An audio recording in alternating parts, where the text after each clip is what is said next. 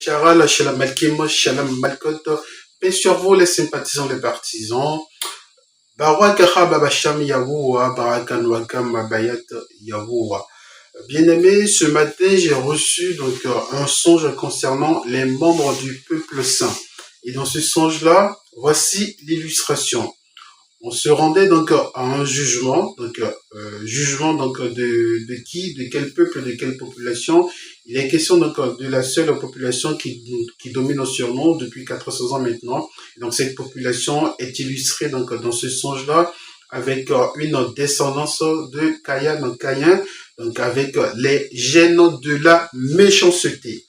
Et donc le tout premier passage donc concernant ce jugement, il était question donc de déterminer la culpabilité donc de ces personnes-là et justement pour reconnaître cette culpabilité donc de l'ennemi, tout le peuple était donc d'avis, du même avis pour reconnaître la culpabilité donc de l'ennemi qui domine sur nous il y a 400 ans maintenant.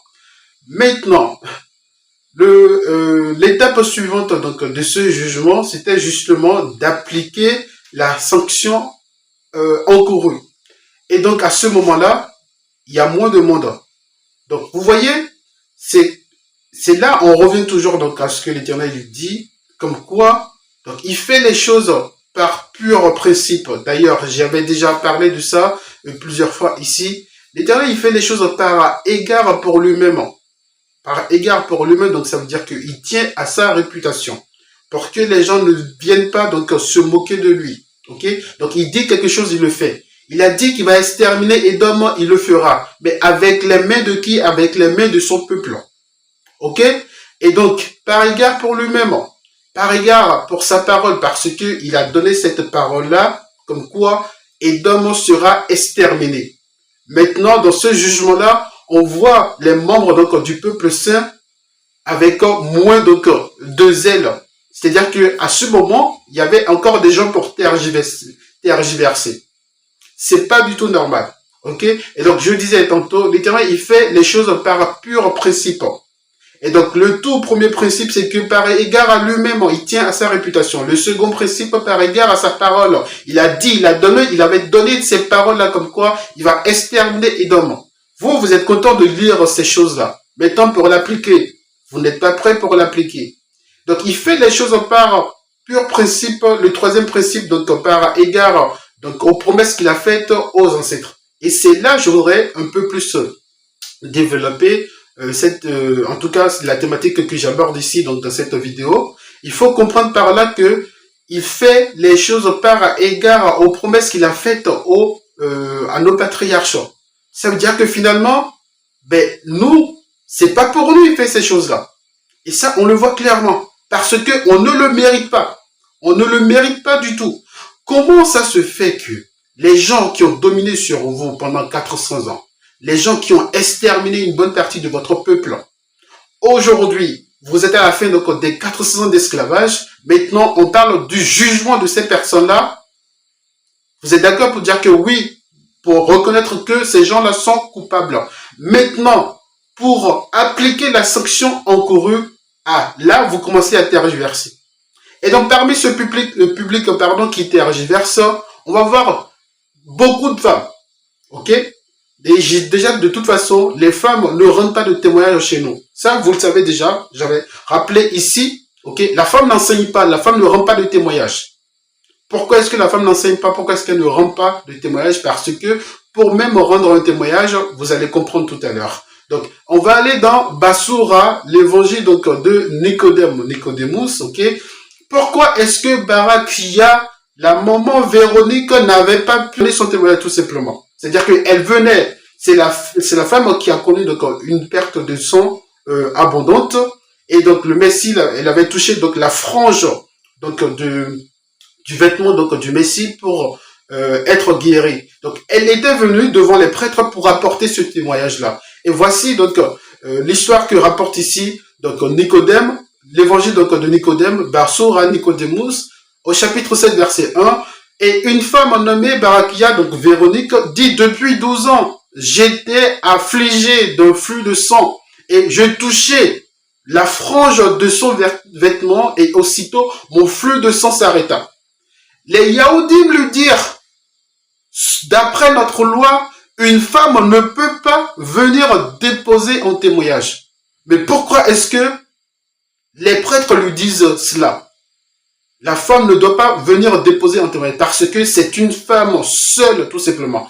Dans notre culture, les femmes seules n'ont pas donc de crédit. On ne donne pas de la crédibilité aux femmes qui sont seules. Et il y en a plein aujourd'hui. Elles sont des millions là à vouloir donner leur témoignage. Alors que ce qu'on leur recommande, c'est d'avoir une tête sur elle. La femme doit avoir une tête sur elle. Et ça n'a pas commencé aujourd'hui. Ça a commencé depuis même Adam. Adam était une tête.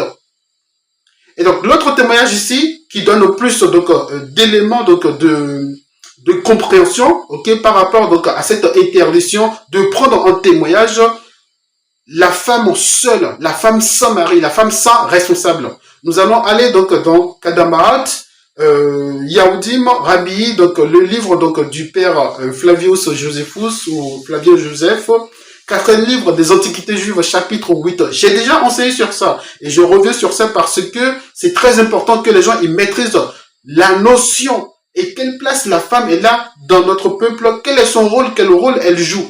Ok? Et donc, dans ce livre-là, chapitre 8, verset 15, on ne se fiera pas à un témoin unique.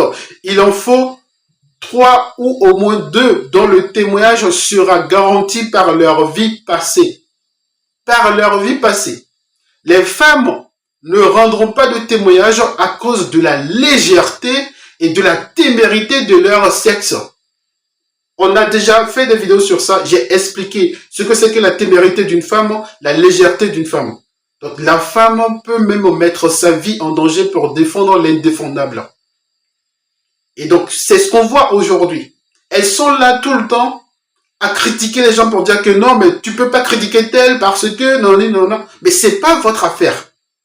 Là, en faisant cela, vous entrez donc dans la posture de Jézabel tout simplement. Et donc ici, on vous rappelle comme quoi, à cause de la légèreté et de la témérité de votre sexe, vous ne devrez pas rendre témoignage.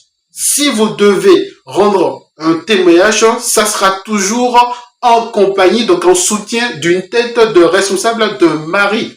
Et même ce mari-là, et même ces femmes-là qui, supposément, donc leur témoignage doit être prises en compte, ben, forcément ces femmes-là, juste derrière, ben, là, on a d'autres éléments par rapport à ça. Ok? Donc, on dit, car donc les esclaves non plus ne doivent pas témoigner à cause de la bassesse de leur âme.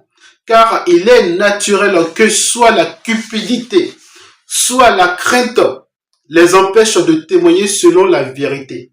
Maintenant, la grosse raison par rapport à tout cela, donc par rapport au fait que la femme ne doit pas témoigner, la femme seule ne doit pas témoigner, la femme, les esclaves non plus ne peuvent pas témoigner, ou même quelqu'un qui doit porter, donc doit déposer donc un témoignage, la grosse raison donc arrive. Et voici ce qu'on dit. Si quelqu'un est accusé d'avoir fait un faux témoignage, il subira, s'il en est convaincu, la même peine que devait subir celui contre lequel il aura témoigné.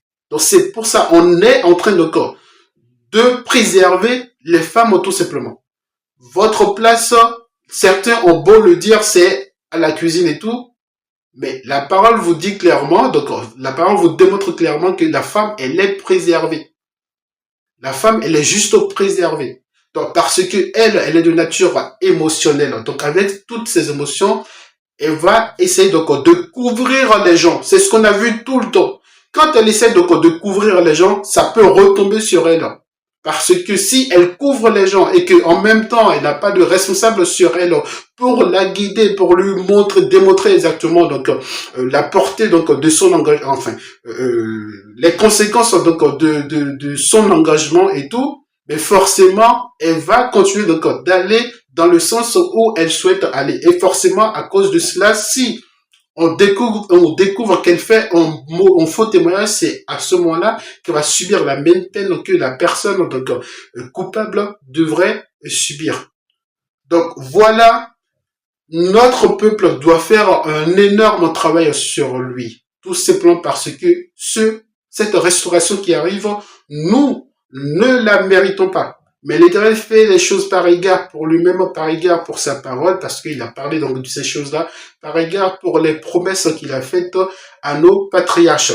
Et donc, encore une fois, il y a un autre public qui est également visé donc, dans ce songe-là que j'ai reçu, où tout le monde est d'accord pour donc dire que ces gens-là sont mauvais, sont des maudits, sont des satanistes, et que c'est des gens qui qui ont essayé par tous les moyens donc de nous exterminer, et pourtant nous sommes encore là. Maintenant, l'autre étape, l'étape suivante donc de ce jugement, c'est justement d'appliquer la peine encourue par ces gens-là. Et c'est là que les gens ont commencé à tergiverser. Et donc l'autre public concernant donc cette catégorie de personnes en tout cas qui ont commencé à tergiverser, c'est forcément ces hommes-là, ces hommes efféminés, ces hommes incirconcis de cœur et de chair plus notamment. Et donc là, il y a un petit public derrière aussi, c'est les hommes qui se sont mélangés donc à la nation ennemie. Donc, ces hommes-là qui se sont mélangés à la nation ennemie, que se passe-t-il? C'est-à-dire que ces gens-là ne pourront pas juger comme il le faut les parentés de leurs femmes, en fait. Ils ne pourront pas juger comme il le faut les parentés de leurs femmes. Donc, c'est pour toutes ces raisons-là. Et là, vous voyez, on est en train donc de découvrir, de redécouvrir la Torah pour comprendre donc le bien fondé de chacune des interdictions qui se retrouvent dans ce livre-là. Donc, quand on vous dit, ne vous mélangez pas avec les gens, mais forcément, on sait que tous les prophètes ont dit, le psaume notamment chapitre 2 et le chapitre 83, tout ça, ça nous dit que toutes les nations sont contre nous. C'est pour ça qu'on vous interdit donc le mélange. Et donc, vous faites le mélange. Et au moment donc de juger donc les parentés donc des femmes avec qui vous vous êtes associés, mais là il y a un problème. Vous pensez qu'à ce moment-là l'Éternel vous fera confiance? Vous pensez qu'à ce moment-là vous aurez donc la prééminence sur vos frères? Non. Et donc voilà un peu donc le songe, en tout cas ce que je souhaiterais apporter par rapport à cette thématique-là. Donc d'avoir ou même disons plutôt le manque de zèle donc de notre peuple, tout simplement parce que le peuple lui-même il s'est fait piéger. Le peuple même il s'est fait piéger. Donc les femmes qui se font piéger parce qu'elles ne veulent pas reconnaître la place qu'elles ont dans notre société, les hommes maintenant de leur côté également se font piéger parce que ils ont fait ce qu'ils ne sont pas censés faire et maintenant ils sont en train donc de tergiverser. Donc voilà, je m'arrête ici. J'espère que ce partage parlera quand même, voilà, ça fera en sorte que les gens puissent quand même revenir en eux-mêmes et réfléchir clairement donc par rapport donc à cette à la matérialisation donc de cette restauration qui arrive pour notre peuple. Shalom à vous. Gloire et louange à l'Éternel Tout-Puissant, lui qui continue de témoigner son fidèle amour à son peuple. Bien-aimés, nous voici bientôt au terme de nos 400 ans de servitude. Et nous sommes sur le point de quitter nos différents lieux de dispersion pour rentrer à la maison sur la terre sainte chargée de grandes richesses. À cet effet et dans le but de réunir le peuple, je vous propose quelques lives pour la semaine. Jour 1, nous allons évoquer les fautes passées et leurs implications profondes que nous devrons comprendre. Jour 2, nous abordons l'importance de la repentance en vue de notre restauration. Jour 3, un nouveau chapitre plein d'espoir est sur le point de commencer. Nous parlerons du plan du salut. Jour 4, nous explorons les défis auxquels les élus sont confrontés. Malgré les obstacles, leur ascension est inévitable.